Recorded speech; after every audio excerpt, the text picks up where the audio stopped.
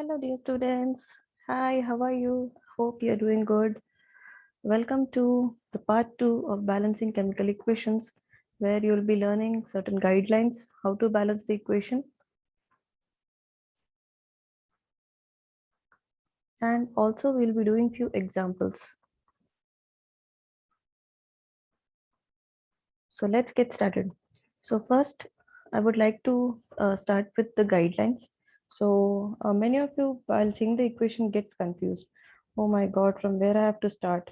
So a very easy guideline, stepwise, I'm going to give to you all now. So the first guideline which you all have to follow is, if there's a polyatomic ion,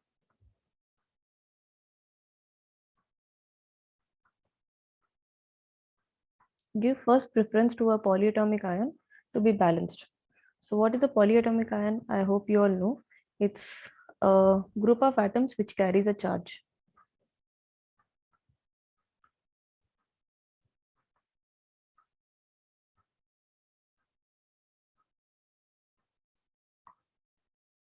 So group of atom carrying charge means it can be sulfate, it can be nitrate, it can be phosphate, it can be hydroxide, can be ammonia. There are certain polyatomic ions which already you people would have learned in your grade 9. So sulfate, if you all know, it is SO4 with a -2 charge. Nitrate is NO3 with a -1 charge. Phosphate is PO4 with a -3 charge. Hydroxide is OH with a -1 charge. And ammonia has NH4 with a positive charge, +1. So if you have a polyatomic ion, so give the first preference to balance the polyatomic ion. So that is the first guideline. Second guideline is, if you have even and odd. For example, in the reactant side, you have 3. Okay, so if, for example, in the reactant side, you have an even number, let's say 2. And in the product side, you have an odd number, let's say 3. So now you'll get confused. Oh my God, how can I balance this? It's very easy, children. Just make the even multiply with the odd and the odd multiply with the even. So if you can see, you have made it equal on both the sides. So this is a very quick and easy way of balancing, making even multiply with odd and making the odd multiply with even. The next guideline which you all can follow is, if you have, for example, water, H2O, and you have an OH, let's say an MgOH twice. So now again the confusion comes. So this H2O, you can take it as a polyatomic ion, HOH. So as we have the first guideline, polyatomic ion are balanced first. So if you can see, the OH polyatomic ion is balanced with 2 OH in this side and 2 OH in this side. So like this, we can, make a little quick and easy moves to balance the equation. And the last guideline is single metals, or the last video I was telling, the lonely metals, the metals which are lonely and the metals which are single, they have to be balanced in the last. So this is our stepwise balancing. First check for polyatomic ion, then check even and odd, then check if polyatomic ion like hydroxide is there present on both the sides. So this is an optional thing, it is not in every case. And the last one is, if metal is present, kindly balance it in the last. Okay, so let's get started and start doing few examples. So the first example, so I would like you all to note down the example and then uh, pause the video, do it by your own, and then get back for the answer. So this is ammonium phosphate reacting with magnesium hydroxide, giving rise to magnesium phosphate plus ammonium hydroxide. Actually, this is a double displacement reaction. You'll be learning in the later part of the lessons. So how do you balance this? Very easy, children. Take the polyatomic ions. So if you can see in the right hand side and the left hand side, so we say these are reactants and these are the products. So we otherwise say this is LHS and this is RHS. So in the reactant side, if you can see ammonia, three molecules of ammonia are there. So we'll write the polyatomic ion ammonia 3. Similarly, if you can see phosphate, only one phosphate is there. Magnesium, this is a metal. So we'll be balancing it in the last. So only one magnesium is there, and hydroxide, that is OH. Two hydroxides are there because you can see OH is having a bracket and 2. Similarly, in the right hand side also, please check. Magnesium 3 are there. So Mg is 3. Phosphate 2. So I'm just writing adjacent to what I've written in the LHS. Ammonia, only one is there. And hydroxide, OH, only one is there. So now let's quickly balance first the polyatomic ions. So if we can check the polyatomic ions, this is a polyatomic ion, this is a polyatomic ion, and this is a polyatomic ion. So let's first balance the polyatomic ions. So ammonia is 3 in this side and 1 in this side. So I think if we keep a 3 here, ammonia part is balanced. So 3 ammonia, 3 ammonia. So ammonia is balanced because we have multiplied it with 3 here. So while multiplying the ammonia with 3, even hydroxide also got multiplied with 3, right? So here the hydroxide has become 2 in this side and 3 in this side. So this has become an even and odd. So our second guideline. So if it is even and odd, so just multiply this even with the odd and this odd with the even so that we can make them equal. So we'll just quickly put here a 3. And on the other side, we'll put a 2. So 3 into 2, 6, right? So here ammonia had to be 3, but it has become 6 because we had to balance hydroxide. So now ammonia has become 6.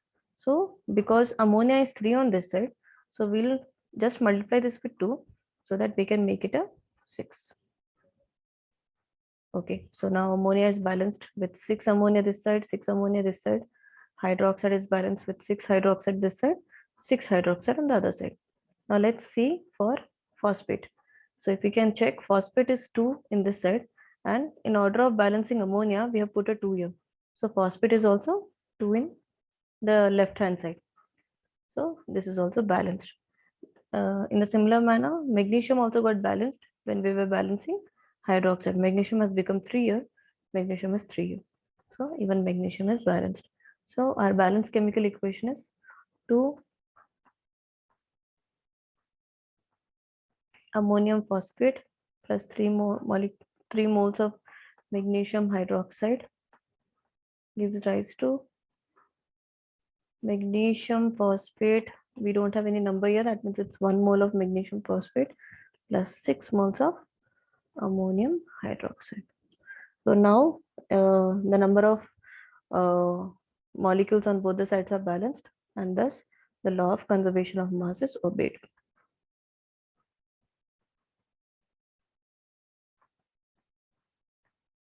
So law of conservation of mass is obeyed.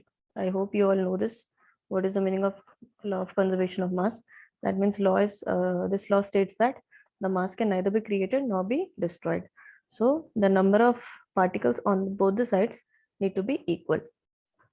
So in this way, first we have to check for polyatomic ions, then we have to check for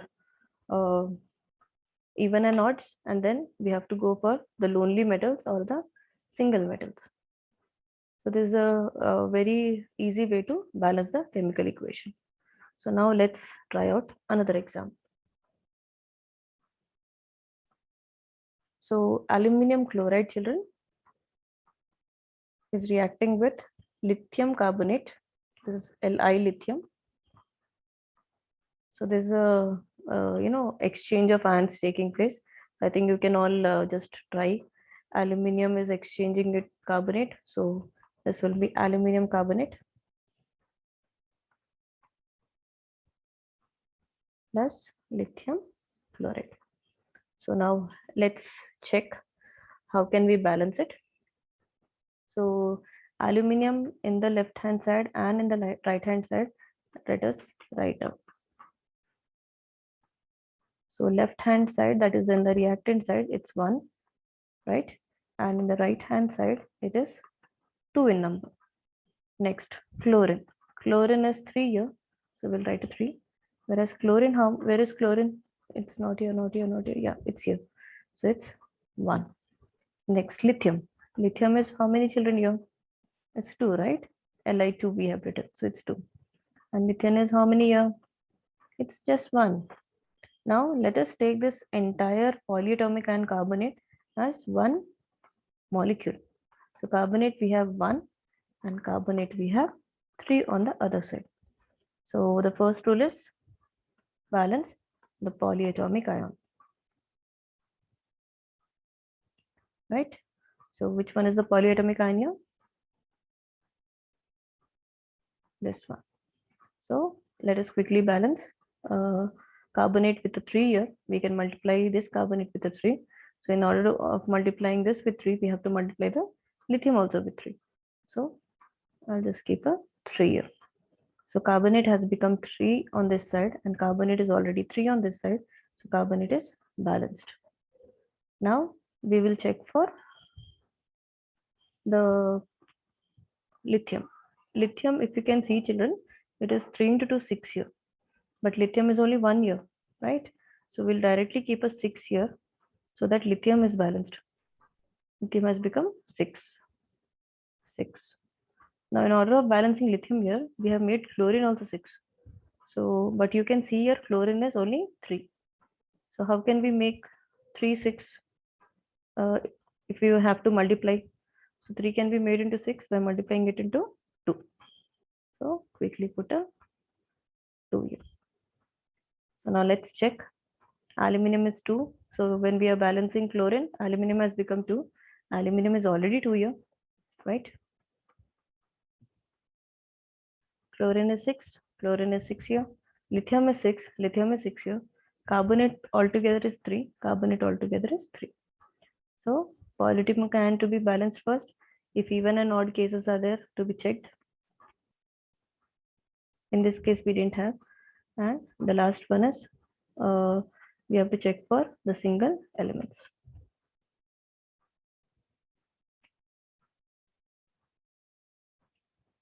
So this is how we can simply balance the equation. Now I'm giving a very simple equation. Let me check if you all can answer this. So aluminum is reacting with chlorine children and forming aluminum chloride, AlCl3. So a very basic thing which we have learned in our grade 9, valency. So aluminum valency is 3 and chlorine valency is 1. Crisscross method. That's the reason we are getting